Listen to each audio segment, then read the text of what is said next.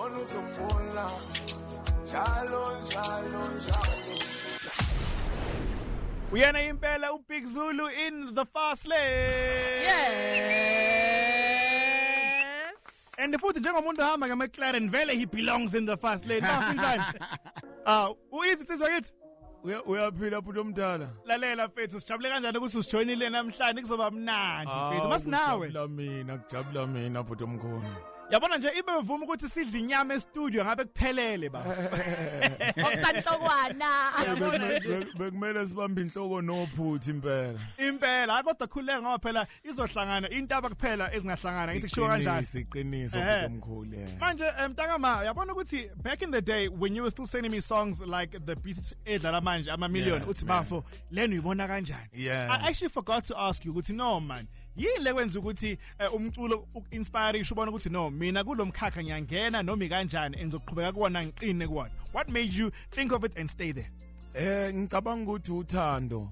Kakhulu uthando nanokukholelwa ke kakhulu entweni umuntu ayenzayo yabo kanti vele phela thina eBackville sikhule sigidela ingoma umculo so into esayithanda kakhulu kwaba into eyayisenhlizweni nje ngaphakathi yabo so into umuntu eyamgqugquzela ukuthi akhuphuke aye phambili angayeki kwaba yilo uthando lomculo nanabantu ke nje abagqugquzelayo we understand ngaso sonke isikhathi noma kukhona okubhedayo kodwa babe nawe so basipha amandla kakhulu. Khuphuka Zulu yiphi ingoma mawuzilalela ingoma zonke ushoyo ukuthi hey le ngoma le iyona engipha umoya ukuthi ngichubeke ngiyenze lento yemusic ngoba ngiyayibona lento le ukuthi hayi impilo yami izojika. I actually can't wait for this answer because mina kumina is one of two songs. Uthi ukuthi uzokhetha yiphi yana? Ezamanje noma yeah, life changing songs. Mina ngithi it's either ama million noma imali eningi. So mhlambe if it different nakhona sitshela. Eqinisweni ngathi ama million. So then right. Okay. Kodwa ke kwaba khona ingoma eyaba khona before ama million yayibizwa ngeHome. iHome ingoma yokuqala eyadlala mhlambe ema-radioweni nasema-TV. Eyakhona ukungibonisa ukuthi ayingathi khona la siyakhona. Nice. Dlokovu mina ngifuna ukwazi ukuthi mangabe kukhona umehluko mungakanani phakathi kwa Big Zulu no Siyabonga Nene mhlawumbe mawuse stage performer lo Big Zulu esimaziyo noma ubuyile uhambile waye emakhaya ungakanani umehluko mangabe ukhona phakathi kwalama personalities uma u2? Ngicabanga ukuthi mina ngihlezi ngumuntu oyedwa.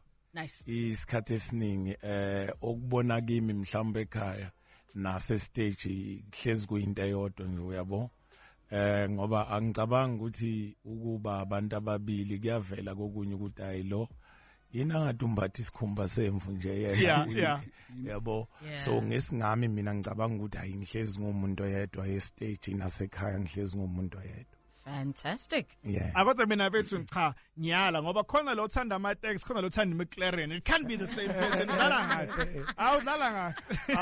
Akithi bhuti omdala ngicabanga ukuthi ukukhula uyabo masiloke sitohoza. Sure. Kuyakhuleka phela kukhuleka ubona ukuthi hayi angathi asekhona amasentshana ukuthi ngingayithola uyabo. Ebese sicabanga phela kuningi ubunzima esibuthwele ukuthi hayi ake ngijabulise nje kanye ngoba eqinisweni ngikhula nami ngangisho ngithi angisoze ngathi ngimoto ehlala abantu ababili ngakuboni kodwa ke ngiye ngacabanga think last week ngathi no man shothi umqondo wendlala wonke lo uyabona abuhlupile bengabe na uzothi hayi phela isivinini siyafana isivinini ngoba itekisi neMcLaren shy speed esifana ngicabanga ukuthi ifika ngokufana la kiwa khona. Let's take a musical break manje hleli no Big Zulu lana in the studio.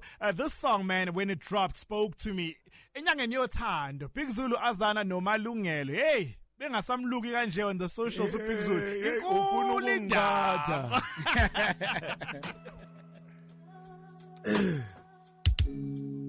ayasibangena siyayona ayiziyawanda Part 2 of our chat Kelana on the fast lanes. Blomeno Big Zulu. Big Zulu Bafa, thank you so much for staying with us namhlanje bethu. Hayi siyabonga bhuti omkhulu. Manje bethu abatshela ukuthi usuku olukhulu namhlanje umhla ka 7 April and therefore Hey.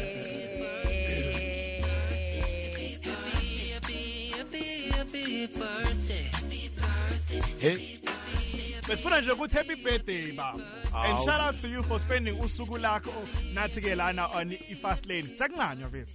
Siyabonga bhuti omkhulu. Uthe umkhaya wami usijava izolo inkaba iculele happy birthday. Hey yona lento engishoyo.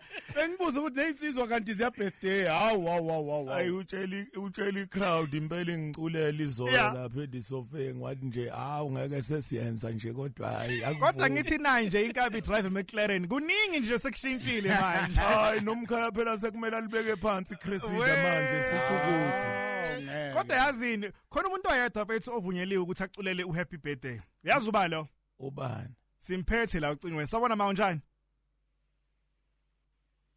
mawunjani Ngiyaphila mzani sikhona masibonga nje ukuthi ukwazi ukubamba ucingo lethu namhlanje nanga umfana wakho lana nje usuku lakhe lokuzalwa namhlanje sithe ngeke phela singazi ukuthi singakhulumi noma omzalayo naye ngoba naye phela usuku olukhulu lwakhe wayekuma labor pains are serious ngalosuku lolu dala unjani ma Ngiyaphila mzani na usibonga nje ukuba nawe ma wena njengoba ku birthday nje yamfana wakho ungathanda ukuthini kuyena yo ngiyaphinda futhi bese ngishile kuseni sengiyaphinda ke futhi ngithanda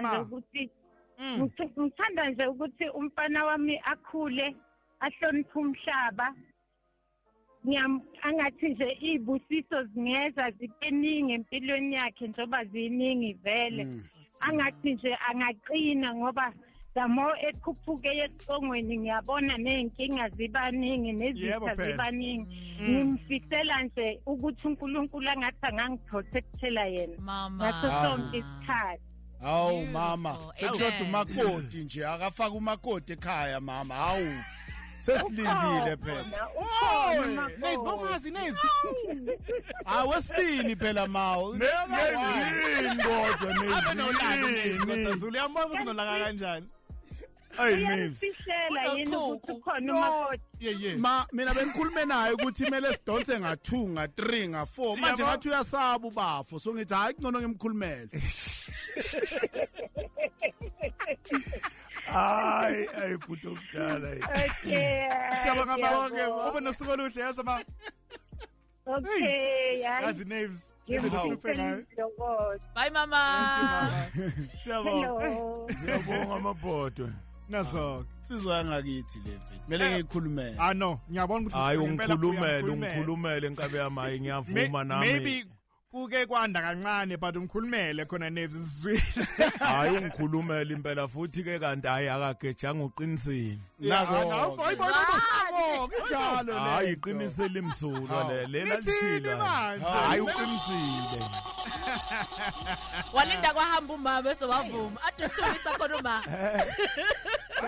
phela angithi nayo lento ifuna ukuthi uyenze ngendlela icele sithi isikhathi mase sifikile ebese yenzeka so okusho kona unjengamanje okokuqala nje ngisabheka uyabona kodwa kumamkhulu cha iqinisweni ukhona sekhona hayi sibonge mambatha sokudinga nawe ukuthi uphakame isikhathi masese right mambatha hawu inkomo zibuye ekhaya hawu asibuyele embuzweni ke futhi la kancane before seyindabeni eZulu fethu yabona in hip hop music there are two very iconic sounds eyoqala ithi Maybach music bese ayiziyasho eyesibili ithi shunu wenkabi bese ziyasho so ngifuna ukwazi ukuthi le yakho yona iqhamukephi eyoshunu wenkabi yaqhamuka ngerank kahle ngerank mangisese rankeni kusho ukuthi indlela engangenza ngayo izinto beyicaka abantu abaningi so ngagcina ngithi ushunu wenkabi kusho ukuthi istyle senkabi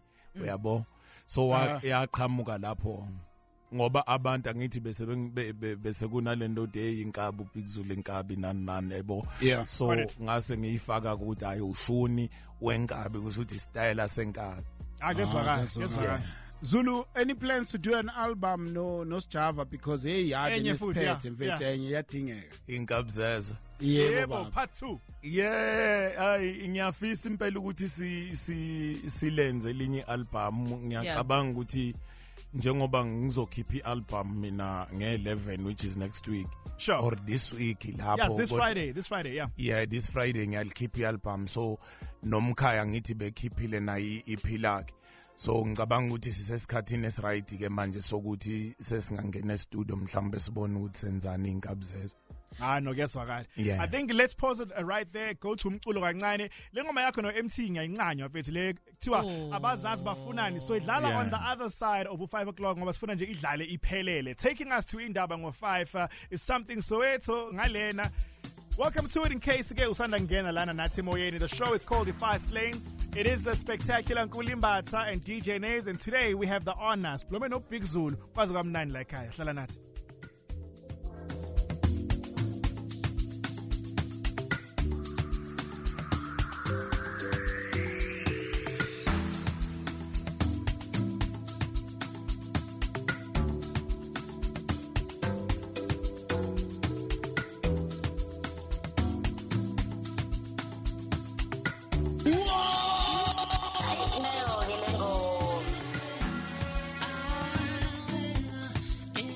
Nazog. And talking about Umba and Bai, we're also hanging out with our guest in the place to be, Big Zulu. Babingelele bafo. Sanibona niyaphila emakhaya. Thanko. I said now kancane bethu ngishilo ngathi siyakuncanywa bethu. Plus I also promised you ukuthi le ngoma lena abazazi bafunani sizoyidlala iphelele on this side. Yazi na siqale ngayo naye. Manje waphuta omdala. Yeah. Wenze njani ngeXO? Ima ngale sekhuluma ngale. Sekhuluma. Hayi ningibulalisa ngokoma ngapha eThekwini. Ayijwayelekile le ndaba. Ay.